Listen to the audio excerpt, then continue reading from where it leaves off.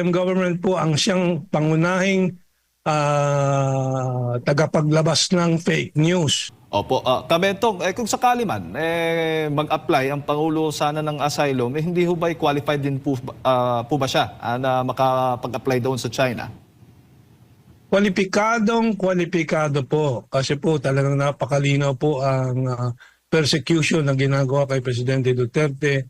Maliwanag ang kawalan ng due process, at suppression, repression ng kanyang rights. So I think immediately po aakapin po ng China at mabibigyan ng pagkakanlong si Presidente Duterte doon para maprotektahan po. May nagpapatuloy na investigasyon ang Kamara hinggil po sa paglaban kontra fake news at yung mga imbitado ay madalas yung mga vloggers po, Kamentong. Sa tingin mo, pati yung mga nasa mainstream, isama na rin?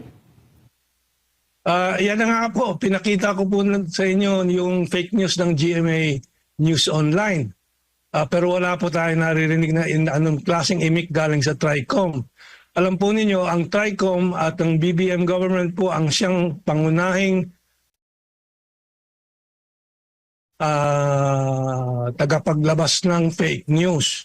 Yung fake news na 30,000 mga kasong EJK lamang kay Duterte ngayon napatunayan po sa warrant of arrest ng ICC na 43 kaso lang spread out over 8 years. So mga 4 na kaso, 5 kaso, 1 taon.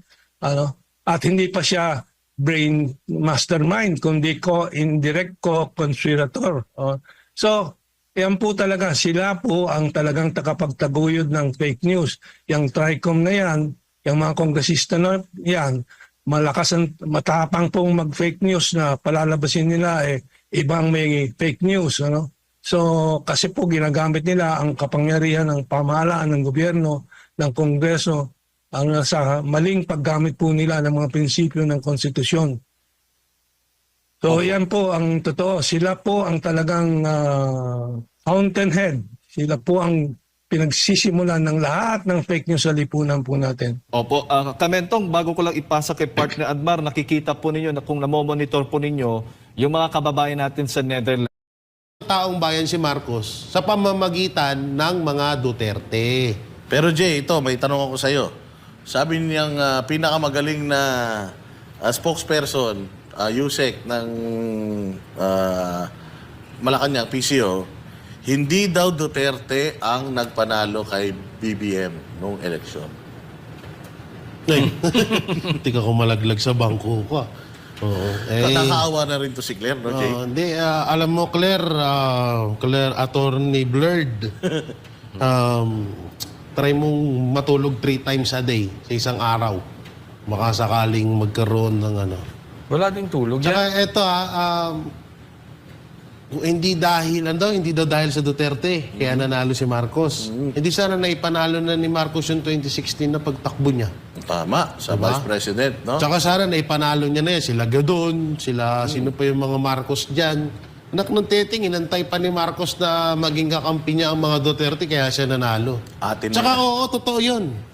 Totoo naman, pero may totoo siya doon sa sinabi niya na ang nagpanalo kay Marcos ay taong bayan. Alam nga naman robot. Hindi ka ba namang letter T? No? Alam nga naman robot. At totoo, binoto ng taong bayan si Marcos sa pamamagitan ng mga Duterte. No? Kahit ilang beses niyong itanggihan, yan ang pinakamalaking sampal sa inyo. Pinakamalaking sampal sa pamilyang Marcos na kung hindi dahil sa mga Duterte, ay hindi iboboto ng taong bayan si Marcos. Kahit ano pang gawin nyo, kahit magbabala, kung ano-ano kasinungalingan, ang sabihin mo dyan, Attorney Blurred, walang maniniwala sa'yo. Ang naniniwala sa'yo, yun, yung mga nasa harapan mo ng mga bayarang media. Oo, na patuloy nyo na kinokontrol.